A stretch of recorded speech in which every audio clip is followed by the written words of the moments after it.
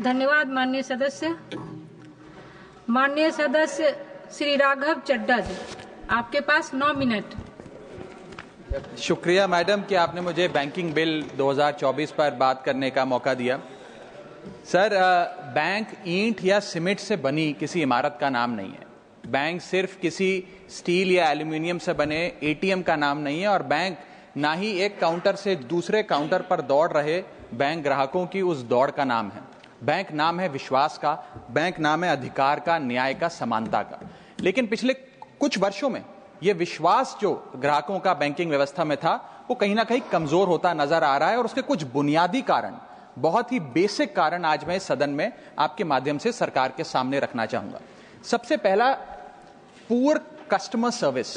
यदि आज किसी ग्राहक को सरकारी बैंक में किसी काम से जाना हो, तो मान लीजिए उसके ग्रह खराब चल रहे हैं और दिहाड़ी भी खराब होगी। कोई नौकरी पेशा आदमी हो तो ऑफिस से छुट्टी लेनी पड़ती है, कोई स्टूडेंट हो तो प्रैक्टिकल का एग्जाम मिस करना पड़ता है, यहां तक कि साधारण सी पासबुक अपडेट कराने भी जाना हो तो वो भी एक संघर्षशील सफर में तब्दील हो जाता है। मैडम, आप जब किसी सरकारी बैंक में घुसते हैं तो ऐसा लगता है कि 80 या 90 की दशक की किसी इमारत में आ गए हैं, जहां पे दीवारें उखड़ रही होती हैं, पंखा अपनी मर्जी से चलता है और लाइनें रेल टिकट से भी ज्यादा लंबी होती हैं।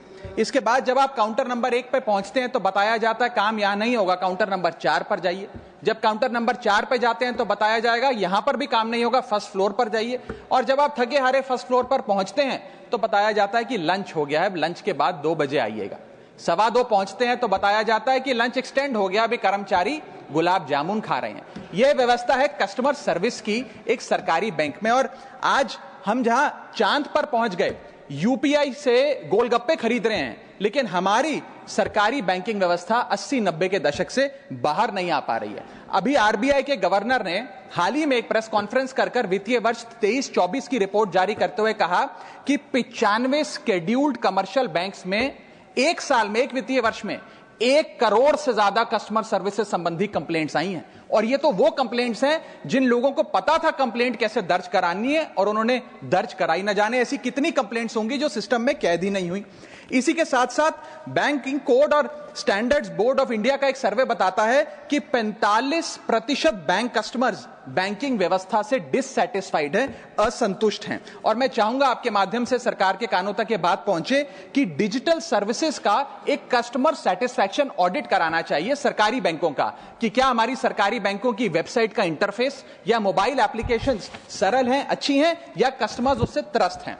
दूसरा बड़ी समस्या है रूरल इंडिया के अंदर limited access to banking infrastructure. आइए गांव की ओर चलते हैं। मैडम, क्या हमारी बैंकिंग व्यवस्था ग्रामीण इलाकों तक पहुंच चुकी है? नाबार्ड की एक रिपोर्ट बताती है कि 50% of rural India is still suffering from lack of adequate access to banking.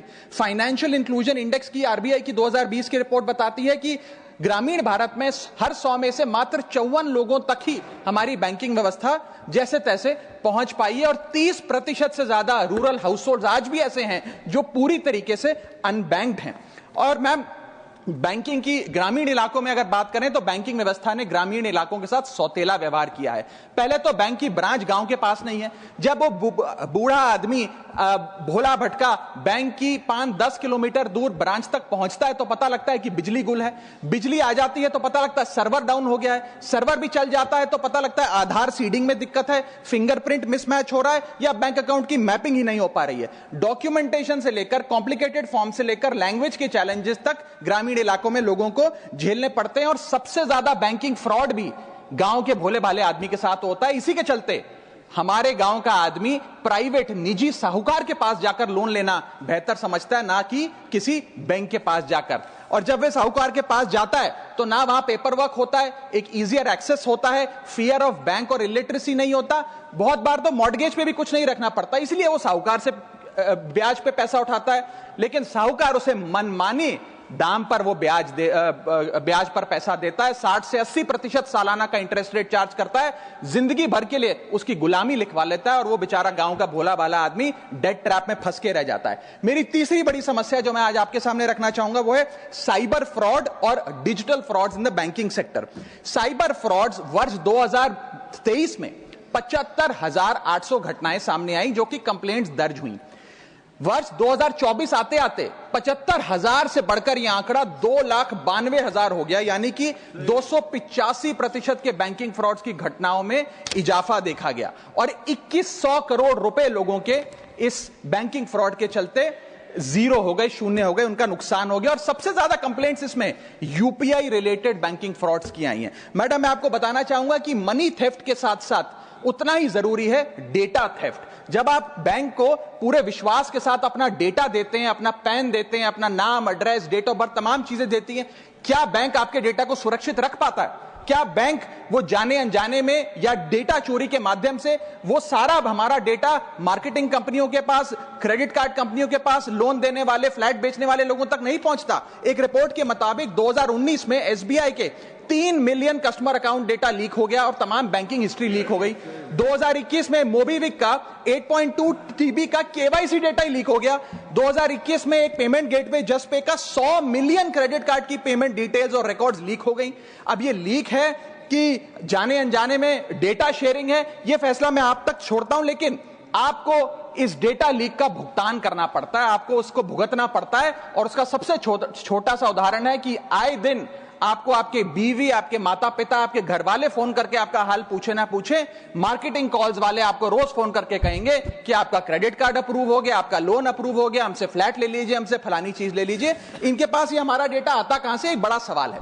चौथी समस्या, हिडन चार्जेस और फीस। मैं चाहूंगा आपके माध्यम से ये नाना प्रकार के चार्जेस जो आज मैं सदन में लाया हूं, ये माननीय वित्त मंत्री जी तक पहुंचे, ताकि देश के आम आदमी की जो जेब बैंकिंग सिस्टम काट रहा है, ये उसे पता लगे, ग्राहक को भी और माननीय वित्त मंत्री जी को भी। पहला, मिनिमम बैलेंस पेनल्टी। यदि आप न्यूनतम बैलेंस नहीं रखते हैं तो 100 से 600 रुपए प्रति माह बैंक आपका काट लेता है। इस चार्ज को लगाने के बाद बैंकों ने वित्तीय वर्ष 22-23 में 3500 करोड़ रुपए मिनिमम बैलेंस पेनल्टी के नाम से लोगों से वसूले हैं। मैडम, दूसरा चार्ज, एक्स्ट्रा एटीएम यूजेज। आपको एटीएम ट्रांजैक्शन के लिए 2 से 3 की मोहलत मिलती है, 2 से 3 की इजाजत मिलती है बैंकों द्वारा। अगर आप चौथा, पांचवां ट्रांजैक्शन कर लें तो हर ट्रांजैक्शन पे 20 रुपए एटीएम चार्ज आपको देना पड़ता है। इनएक्टिविटी फी 100 से 200 रुपए सालाना, यानी कि अगर बैंक आप बहुत ज्यादा अपना अकाउंट यूज नहीं करते हैं तो बैंक इनएक्टिविटी के नाम पे भी चार्ज लगा देता है। फिर बैंक स्टेटमेंट आप मंगवाते हैं तो बैंक स्टेटमेंट इशुएंस चार्जेस के नाम पर आपसे 50 से 100 रुपए लेता है। फिर आप कहते हैं हमें एसएमएस अलर्ट के माध्यम से मेरे बैंक के खाते में क्या आ रहा है उसकी जानकारी मिले, तो एसएमएस अलर्ट चार्जेस के नाम पर भी प्रति क्वार्टर 20 से 25 रुपए आपसे लिया जाता है। ऑनलाइन पेमेंट करेंगे एनईएफटी की तो ट्रांजैक्शन फी भी ली जाती है। जबरदस्ती आपको पहले लोन बेचते हैं और फिर उसके बाद लोन प्रोसेसिंग फी के नाम पर 1 से 3% लोन अमाउंट का काट लेते हैं। और जब आपकी किस्मत ठीक चल रही हो और आप समय से पहले अपना लोन बकाया जो है उसका भुगतान करने बैंक पहुंच जाएं तो loan pre closure charges, early payment penalty के नाम पर भी बैंक आपसे पैसा वसूलता है। साधारण सा सिग्नेचर बदलवाना हो, नॉमिनी की डिटेल्स बदलवानी हो, उस चेंज पर भी 200 रुपए प्रति ट्रांजैक्शन के नाम पे बैंक आपसे पैसा वसूलता है। और डिमांड ड्राफ्ट, पे ऑर्डर बनाने जाएं तो 100 से 200 रुपए प्रति डिमांड ड्राफ्ट आपसे पैसा वसूलता ही वसूलता है। यानी कि कस्टमर्स की जेब काटी जा रही है और कस्टमर्स को पता भी नहीं लगता कि कितना पैसा बैंक इन नाना प्रकार के चार्जेस के चलते आम आदमी से वसूल रहा है। मेरा पांचवा और आखिरी point madam, insurance and investment product miss selling. अपने क्वार्टरली या मंथली टारगेट्स पूरा करने के लिए बैंक के एग्जीक्यूटिव मिस सेलिंग करते हैं, गलत प्रोडक्ट लोगों को बेचते हैं। यह भी एक प्रकार का हनी ट्रैप है। मीठी मीठी बातें कर कर भोले भाले मासूम लोगों को ऐसे प्रोडक्ट्स बेच दिए जाते हैं जिनकी जरूरत उन्हें है ही नहीं। IRDAI, insurance regulatory development authority of India की एक रिपोर्ट बताती है कि 3.5 लाख सालाना कंप्लेंट्स में से 20% कंप्लेंट्स सिर्फ और सिर्फ मिस सेलिंग की, गलत प्रोडक्ट बेचने की उन्होंने दर्ज करी हैं। सेबी की एक रिपोर्ट बताती है कि 30% इन्वेस्टर मिसलीडिंग इंफॉर्मेशन का शिकार हैं। और म्यूचुअल फंड्स की मदर बॉडी, जिसे association of mutual fund of India कहते हैं, वो बताती है कि 23%, मैं खत्म कर रहा हूं मैडम, 23% इन्वेस्टर ऐसे हैं जिनके पास वो प्रोडक्ट्स हैं जो उनके रिस्क प्रोफाइल और फाइनेंशियल गोल से मेल ही नहीं खाते हैं। तो मैडम, मैं इन सारे जो समस्याएं बताई हैं उसके माध्यम से समाप्त कर रहा हूं। बस इतना ही कहना चाहूंगा कि ये बड़ी बुनियादी समस्याएं हैं जो आज इस देश का एक आम अकाउंट धारक, एक आम आदमी सफर कर रहा है। मैं चाहूंगा माननीय वित्त मंत्री जी इन बुनियादी सुविधाओं का, इन बुनियादी समस्याओं का समाधान दे। बहुत बहुत शुक्रिया।